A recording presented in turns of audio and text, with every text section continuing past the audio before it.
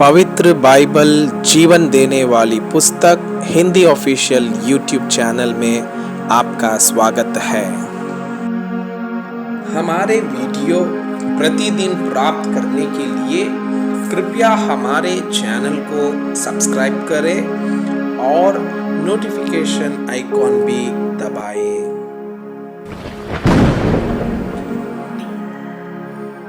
आज का पवित्र बाइबल पाठ पहला राजाओं के पुस्तक अध्याय 7। सुलेमान का महल। सुलेमान ने अपना महल भी बनाया और उसके निर्माण कार्य में 13 वर्ष लगे। उसने लाबनोनी वन नामक महल बनाया जिसकी लंबाई 100 हाथ, चौड़ाई 50 हाथ और ऊंचाई 30 हाथ की थी। वो देवदारू के खंभों की 4 पंक्तियों पर बना और खंभों पर देवदारू की खिड़कियां रखी गई और 45 खंभों के ऊपर देवदारू की छत वाली कोठरियां बनी, अर्थात एक एक मंजिल में 15 कोठरियां बनी। तीनों मंजिलों में खिड़कियां धरी गई और तीनों में खिड़कियां आमने सामने बनी और सब द्वार और बाजुओं की खिड़कियां भी चौकोर थी और तीनों मंजिलों में खिड़कियां आमने सामने बनी। उसने एक खंबे वाला होसारा भी बनाया जिसकी लंबाई 50 हाथ और चौड़ाई 30 हाथ की थी और इन खंभों के सामने एक खंबे वाला होसारा और उसके सामने देवड़ी बनाई। फिर उसने न्याय के सिंहासन के लिए भी एक होसारा बनाया जो न्याय का होसारा कहलाया और उसमें एक फर्श से दूसरे फर्श तक देवदारू की तख्ताबंदी थी। उसके रहने का भवन जो उस होसारे के भीतर के एक और आंगन में बना, वह भी उसी ढंग से बना। फिर उसी होसारे के सामने सुलेमान ने फिरौन की बेटी के लिए, जिसको उसने ब्याह लिया था, एक और भवन बनाया। यह सब घर बाहर भीतर नींव से मुंडेर तक ऐसे अनमोल और गढ़े हुए पत्थरों के बने जो नाप कर और आरों से चीर कर तैयार किए गए थे और बाहर के आंगन से ले बड़े आंगन तक लगाए गए थे। उसकी नींव बहुमूल्य और बड़े बड़े अर्थात 10-10 और 8-8 हाथ के पत्थरों की डाली गई थी और ऊपर भी बहुमूल्य पत्थर थे जो नाप से गढ़े हुए थे और देवदारू की लकड़ी भी थी। बड़े आंगन के चारों ओर के घेरे में गढ़े हुए पत्थरों के 3 रदे और देवदारू की कड़ियों की एक परत थी, जैसे कि यहोवा के भवन के भीतर वाले आंगन और भवन के होसारे में लगे थे। हीराम का कार्य। फिर राजा सुलेमान ने सोर से हीराम को बुलवा भेजा।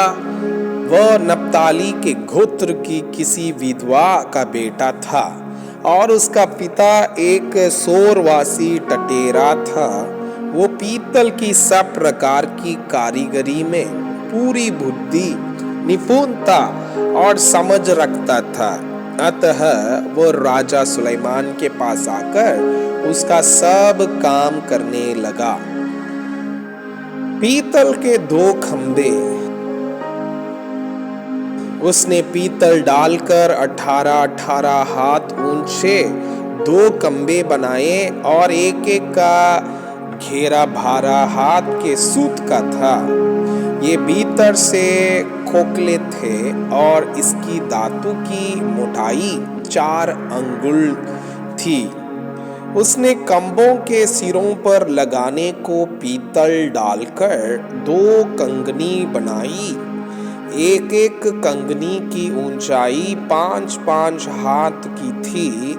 कम्बों के सिरों पर की कंगनियों के लिए चौकाने की 7-7 जालियां और सांगलों की 7-7 झालरें बनी।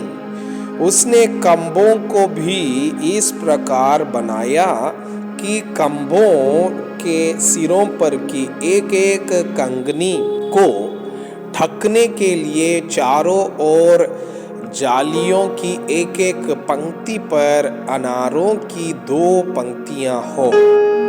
जो कंगनियां होसारों में खम्भों के सिरों पर बनी, उनमें 4-4 हाथ ऊंचे शोषण के फूल बने हुए थे और एक एक खम्भे के सिरे पर उस गोलाई के पास जो जाली से लगी थी एक और कंगनी बनी और एक एक कंगनी पर जो अनार चारों ओर पंक्ति पंक्ति करके बने थे वह 200 थे। उन कम्बों को उसने मंदिर के होसारे के पास खड़ा किया और दाहिनी ओर के कम्बे को खड़ा करके उसका नाम याकीन रखा। फिर बाईं ओर के कम्बे को खड़ा करके उसका नाम बोआज रखा और कम्बों के सिरों पर शोषण के फूल का नाम बना था। कम्बों का काम इसी रीति पूरा हुआ। पीतल का हौज।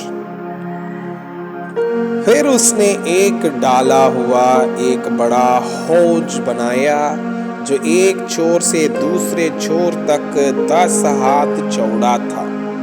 उसका आकार गोल था और उसकी ऊंचाई 5 हाथ की थी और उसके चारों ओर का घेरा 30 हाथ के सूत के बराबर था। उसके चारों ओर के किनारे के नीचे एक एक हाथ में 10-10 कलियां बनी जो हौज को घेरे थी। जब वह डाला गया तब ये कलियां भी 2 पंक्तियों में डाली गई और वो भारा बने हुए बैलों पर रखा गया जिनमें से 3 उत्तर, 3 पश्चिम, 3 दक्षिण और 3 पूर्व की ओर मुंह किए हुए थे और उन्हीं के ऊपर हौज था और उन सबों का पिछला अंग भीतर की ओर था। उसकी मोटाई मुट्ठी भर की थी और उसका किनारा कटोरे के किनारे के समान शोषण के फूलों के जैसा बना था और उसमें 2000 बत पानी समाता था। पीतल के टेले। फिर उसने पीतल के 10 टेले बनाए। एक एक टेले की लंबाई 4 हाथ, चौड़ाई भी 4 हाथ और ऊंचाई 3 हाथ की थी। उन टेलों की बनावट इस प्रकार थी। उनके पटरियां थी और पटरियों के बीचों बीच जोड़ भी थे और जोड़ों के बीचों बीच की पटरियों पर सिंग, बैल और करूब बने थे और जोड़ों के ऊपर भी एक एक और टेला बना और सिंहों और बैलों के नीचे लटकती हुई झालरें बनी थी। एक एक टेले के लिए पीतल के 4 पहिए और पीतल की धुरियां बनी और एक एक के चारों कोने से लगे हुए आधार भी डालकर बनाए गए जो हौदी के नीचे तक पहुंचते थे और एक एक आधार के पास झालरें बनी हुई थी।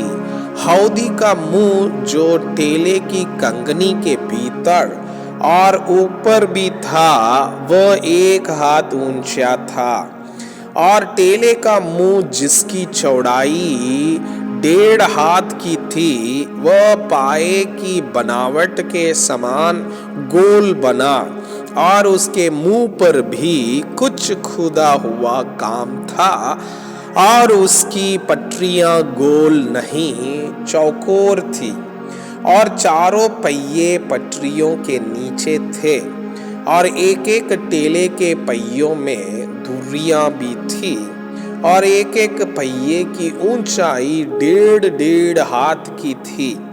पहियों की बनावट रथ के पहिए की सी थी और उनकी धुरियां, चक्र, आरे और नाभे सब ढाली हुई थी।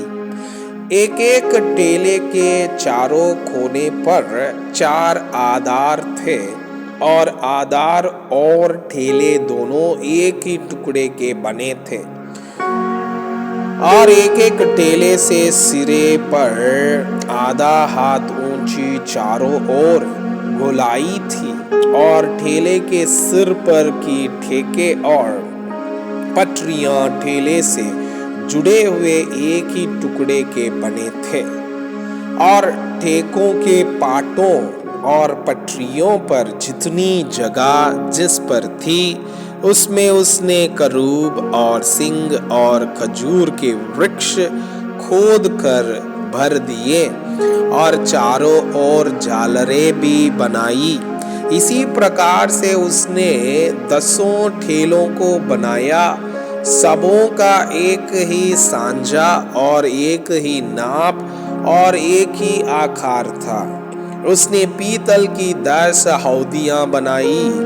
एक एक हौदी में 40-40 बत पानी समाता था और एक एक हौदी 4-4 हाथ चौड़ी थी और 10 ठेलों में से एक एक पर एक एक हौदी थी।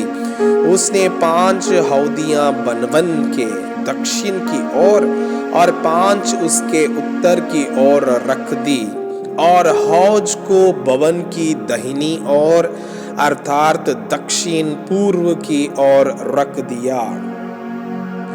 मंदिर के पवित्र पात्र और अन्य वस्तुएं।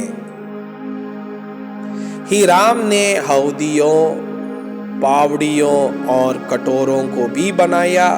इस प्रकार हीराम ने राजा सुलेमान के लिए यहोवा के भवन में जितना काम करना था वो सब पूरा कर दिया, अर्थात खंबे और उन कंगनियों की गोलाइयां जो दोनों खंभों के सिरों पर थी और दोनों खंभों के सिरों पर की गोलाइयों को टांकने के लिए 2-2 जालियां और दोनों जालियों के लिए 4-4 100 अनार अर्थात खंभों के सिरों पर जो गोलाइयां थी उनको ढकने के लिए अर्थात एक एक जाली के लिए अनारों की 2-2 पक्तियां, 10 ठेले और इन पर की 10 हौदियां, एक हौज और उसके नीचे के 12 बैल और हंडे, पावड़ियां और कटोरे बने।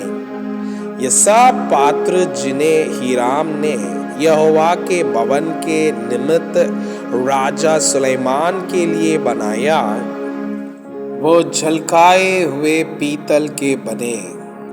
राजा ने उनको यरदन की तराई में अर्थात सुकोत और सारतान के मध्य की चकनी मिट्टी वाली भूमि में डाला और सुलेमान ने बहुत अधिक होने के कारण सब पात्रों को बिना तौले छोड़ दिया, अतः पीतल के तौल का वजन मालूम न हो सका। यहोवा के भवन के जितने पात्र थे सुलेमान ने सब बनाए, अर्थात सोने की वेदी और सोने की वह मेज जिस पर भेंट की रोटी रखी जाती थी और छोके सोने की दीवट जो भीतरी कोठरी के आगे 5 तो दक्षिण की ओर और 5 उत्तर की ओर रखी गई और सोने के फूल, दीपक और चिमटे और छोके सोने के तसले, कैंचियां, कटोरे, धूपदान और करचे और भीतर वाला भवन जो परम पवित्र स्थान कहलाता है और भवन जो मंदिर कहलाता है, दोनों के कीवड़ों के लिए सोने के कब्जे बने। इस प्रकार जो जो काम राजा सुलेमान ने यहोवा के भवन के लिए किया वो सब पूरा हुआ। तब सुलेमान ने अपने पिता दाऊद के पवित्र किए हुए सोने, चांदी और पात्रों को भीतर पहुंचाकर यहोवा के भवन के भंडारों में रख दिया। मैं आपसे यह अनुरोध करता हूँ कि कृपया आज का बाइबल पाठ को अध्ययन करें और जिन वचनों के द्वारा आप प्रभावित हुए उसे अपनी कॉपी में लिखें और आज दिन भर इस वचनों को अपने जीवन में अभ्यास करें।